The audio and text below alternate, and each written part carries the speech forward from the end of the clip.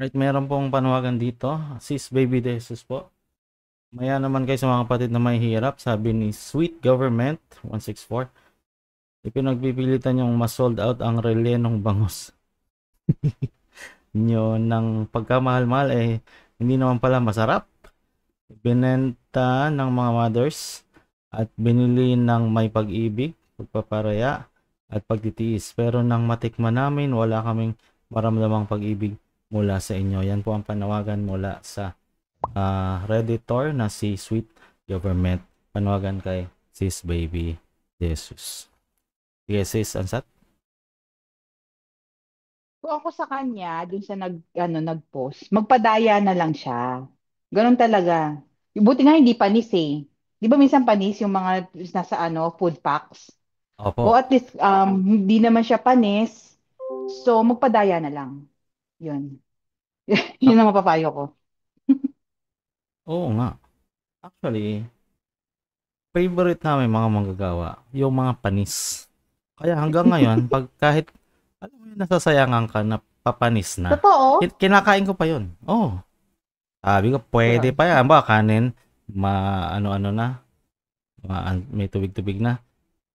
Ano ko pa yun. Ano ko ng bawang. At ano tawag doon? Fried, fried rice. Same, same. Same, Brox. Sinangag. Tsaka pati yung tinapay, Brox. Alam mo yung, di Ah, ba yung tinapay pagka nai-spoil na siya, di ba nagkakaroon na siya ng yung parang green-green, di ah, ba? molds. Nung ano nga lang isang araw, yung tinapay ko kasi na naiwan ko, may green-green na siya. Kinuha ko pa, inalis ko lang yung may green na area. Pwede pa yan. Pwede. Yan, sinawsaw ko sa kape.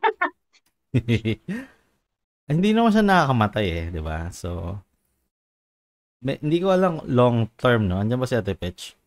Baka someday, maaga-aga ako dahil mahilig akong kumain ng panis. Dahil yun ang natutunan ko sa pagmamanggagawa. Yung maasim-asim na pansit, pwede pa yan. Hindi mo na kailangan ng kalamansi. Maasim-asim na. Tulong daw sa Rocks. iglesia. Pa, Well, you're rolling the dice. Kasi one of these days, oh my gosh. yung, yung, kasi ganito yan, hindi lang naman yung mga germs, Hmm. ang concern mo sa mga spoiled food eh. Kasi yung mga microorganism na yan, pagka kinakain na nila yung na-spoil na food, Hmm. nagpo-produce sila din ng waste and toxin. Yung bacteria, yung bacteria, kinain niya yung food na luma na, no? Yung bacteria na kumakain ng food, may waste din yun. Sabihin, tumatay din siya.